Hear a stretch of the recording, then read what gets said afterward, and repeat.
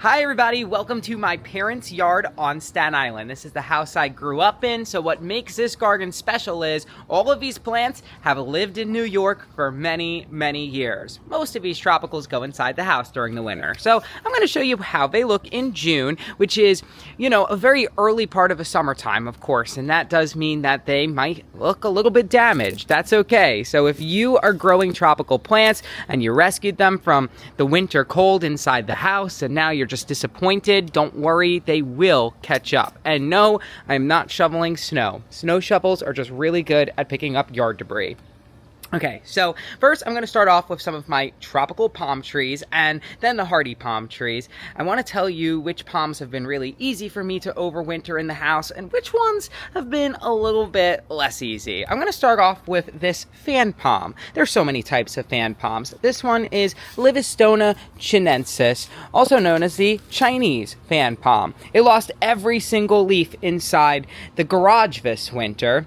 And that was probably because of underwatering, unfortunately, but also cold damage. Anything really below 25 degrees and this will lose most of its leaves, but look how nicely they come back. So it's a relatively cold tolerant palm tree, but more importantly, it does really well inside a container. And so I potted this inside my big container. Look at this. This just reminds me of poinsettias, but they're coleus. Coleus and begonias are great annuals. You can save coleus seeds for next year. They're really easy to start from seed, and usually I end up with a few in the pavement over here, or you could just let them die and replant them. But begonias, especially these dragon wing begonia, they actually overwinter really easily in the garage if you're looking to save some money, which who isn't? Sometimes these could cost $6 or $7 per plant, so not a bad idea.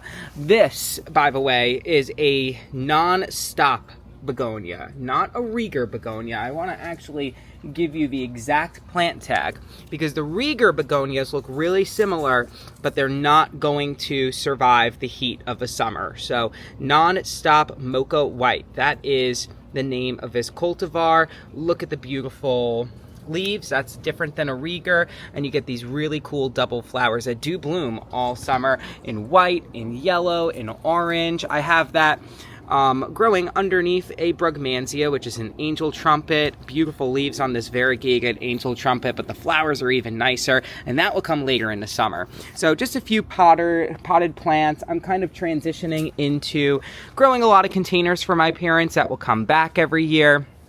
I love these. The name is escaping me right now, so please, I literally just looked at the plant tag yesterday. Let me know what this plant is, because I can't think of it off the top of my head right now. But of course, hydrangeas, they actually do great in containers, and all of these containers stay outside all year long.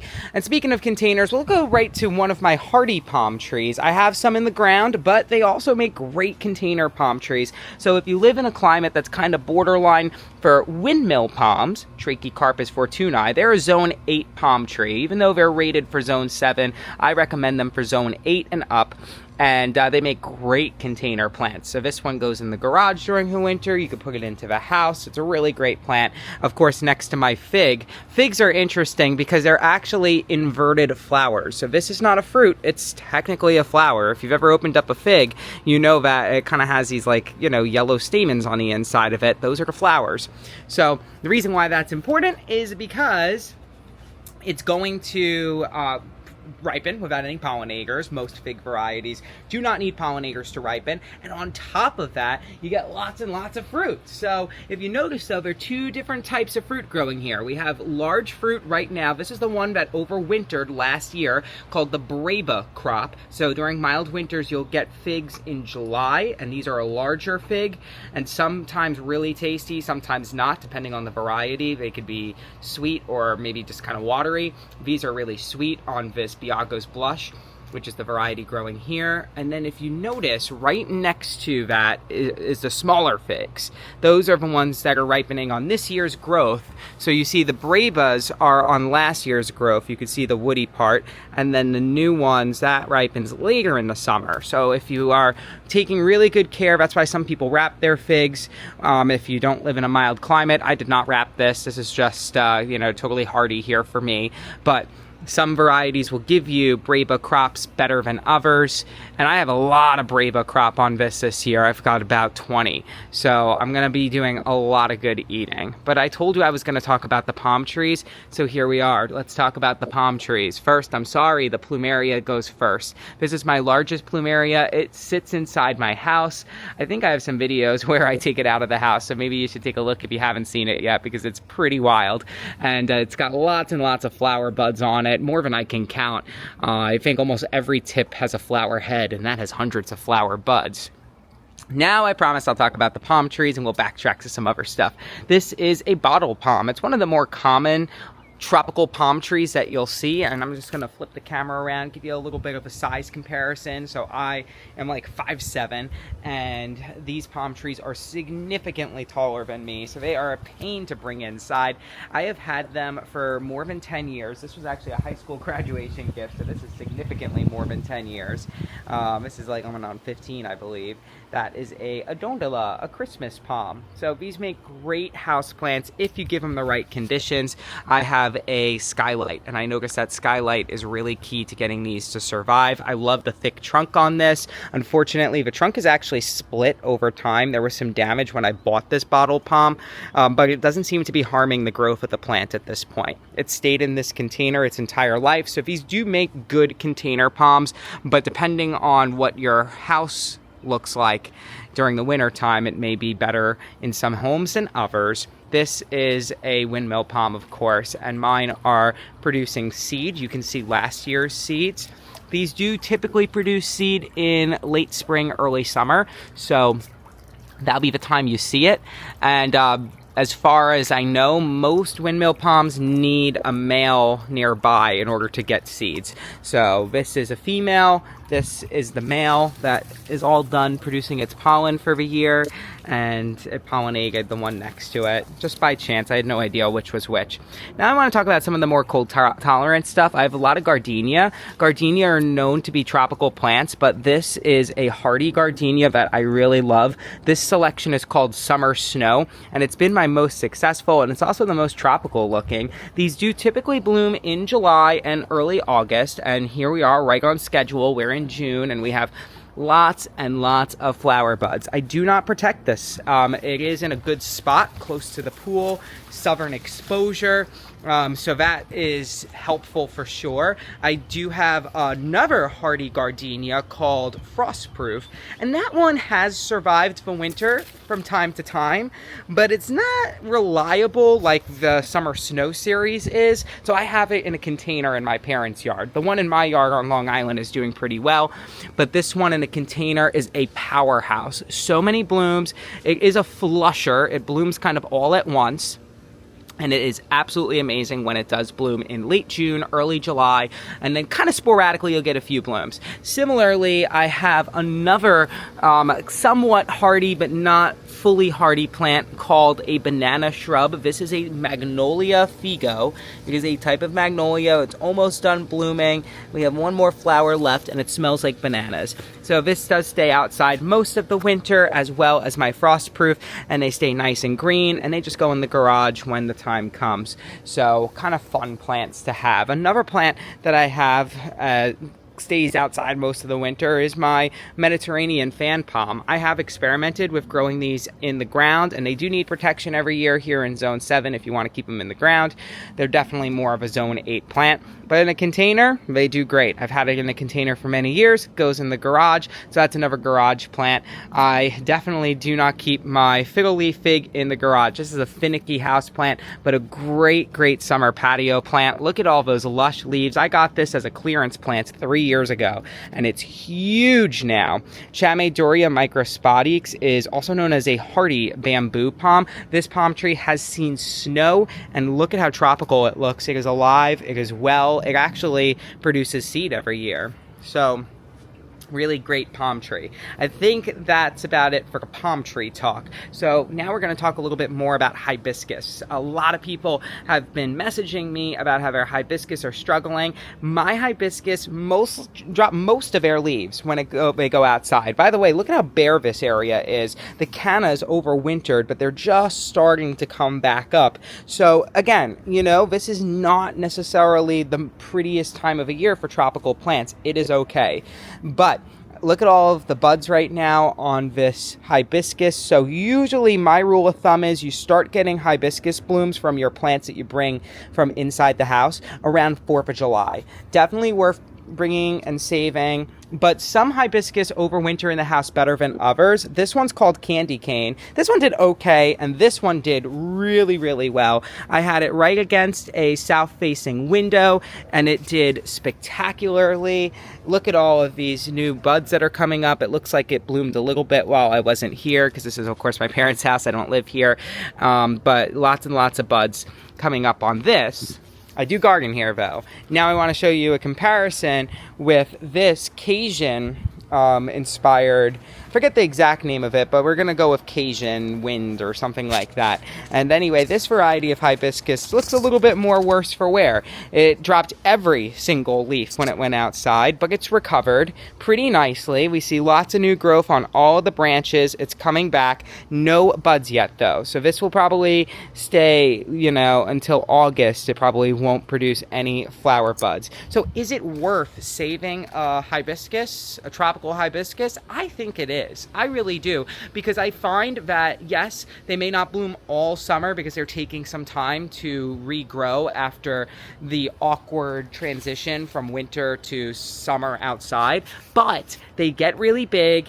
And when they do flower, they flower a lot harder, a lot more blooms from them when they bloom years and years later. And sometimes they're just special plants. This is given to me from a friend who passed away many, many years ago. I believe it was 2007 that I got this hibiscus. And yeah, it doesn't look great right now, but lots and lots of growth starting to pop up, a little bit less than I would like, but still starting to grow, and they'll be looking fantastic in a couple of weeks. And another plant that's going to be looking fantastic is this tea plant. So this one's a little bit not so great, but look at this one, already nice to start. So sometimes tea plants don't do well inside the house during the winter, but some varieties do well. This one is called Black Knight, and it does really well inside the house. This one is called Pink Diamond. It does really well inside the house, but it doesn't transition to outside very well. It definitely struggles a little bit with that transition back into the sun, especially as it's getting older. I'm having a hard time hiding it in the shade, so there's just nowhere to really put it to keep it from getting the sunlight. And like I said, you really need to acclimate your plants. But either way, you can see the beauty of these leaves. You see where it's getting its name, Pink and Diamond. So Pink Diamond is a fantastic plant. And even though some of those older leaves are damaged, with most tropical plants, you really want to look in the center and see how the center's doing. If you see these outer leaves, you might think, oh no, my plant is dying. But then you look at the center, and now you're seeing all that nice new growth. That's the stuff that matters, because it's telling you that maybe the plant went through a tough time, but now it is on the track to coming back. I didn't intentionally rhyme that, but it did end up rhyming, so that's nice. I actually am experimenting a little bit more than ever with begonias. I don't remember the name of this begonia, but it did so well outside this spring. Not a single leaf on it inside the house. Most people would have thrown it in the garbage, and look at how nicely it's come back. Beautiful, beautiful plant. So definitely a lesson to be learned here. I am kind of surprised that I am not seeing any growth right now on this hibiscus. This is a hardy hibiscus, and it's weird that it's up. No, see, look, here you go. There is actually some growth. You can barely see it. So there is actually some growth, though. You can barely see it. but it's coming up. So sometimes you just got to give those perennials a little bit longer to wake up. I am not very good with that. At my own house, I was starting to dig around because I thought my ginger plants didn't survive the winter outside. And when I was digging around, I saw that they did survive and were starting to like show some roots. So I hope I didn't kill them by digging around. So I really would wait, especially with these, you know, tropical plants, or in the case of those hardy hibiscus, the late you know, sprouting perennials, wait until like the end of June during cold years like this where we've just had a lot of rain. Now, not all plants are the same. This is another hardy hibiscus, and look at how tall it is. So, you know, it just depends. I'm also growing some dahlias here for my mom. These are kind of faded, so what we're gonna do is just bloop, pop it off, plop it off. You don't want to waste any energy on blooms that are spent, because then they'll start going to seed. We want nice new blooms. Look at how pretty that is. Also, my ginger survived the winter here too. So I was talking about how the ginger at my house was coming up later than I expected, but over here I was more patient, and look at the ginger. So this is a Hedychium ginger, and it survived the winter without any protection. I also decided to plant some sunflowers here, and we'll see what sprouts, but you're seeing a couple of sunflowers, and it's kind of hit or miss right now. I think that the animals are probably going to eat them all, but we'll see. Maybe I'll get some sunflowers. Aloe is a great plant. Those are doing really well. I know I planted some sunflowers here too. I'm curious. Yeah, see, this is what it looks like 1 week after you plant sunflower seeds. A little chewed up, but alive, so we will see. This is a Musa sycamensis banana. This is a hardy banana. I'm going to keep it in the ground and see what happens. Bengal tiger canna. Look at the coloration on that. I love color. I love color. I am also loving some of these new herbs. This is a globe basil. So it is a basil, believe it or not. But look at how ornate it looks. It's like a chia pet. Another plant that's kind of struggling is my croton, but it's coming back beautifully. Again, you just need patience. A lot of these tropical plants, they drop their leaves, but when you get enough heat, they grow back so fast. This yard's going to look so different in a couple of weeks. And, you know, I have enough to kind of keep me happy in the meantime. There's always some fun little surprises.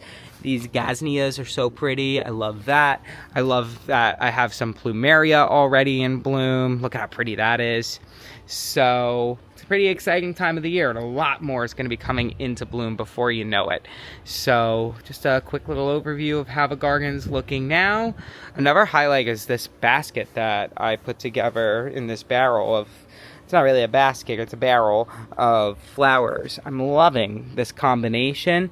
I planted some canna here, but they're the dwarf variety of canna, and this is really cool because it's actually blooming. I've never seen this before with canna, that you have blooms on the bottom, and then you have some spent blooms, and then you have more blooms on the top. So I've never seen that. Usually it just blooms from top to bottom. That's kind of surprising, and I'm obsessed with these. I gotta see what the tag is on this. This is Calendula chess yellow. These have been absolutely prolific, blooming non-stop, really, really beautiful. Mandevilla is another great one that blooms non-stop, but my favorite Mandevilla is actually by the pool, which is where I'm about to jump in to, not on video.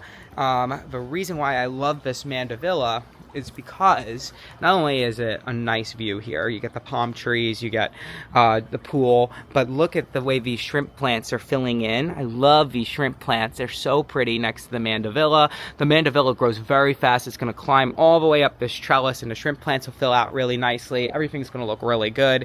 This Plumeria is going to fill out nicely. The palms aren't going to change too much, but they'll grow a little bit more. It's going to be a good summer. Really good summer. And again, I've had most of these plants 5 to 10 years now, except for the little flowering annuals. I've had most of them for a really long time. So these are tried and tested. Bye guys.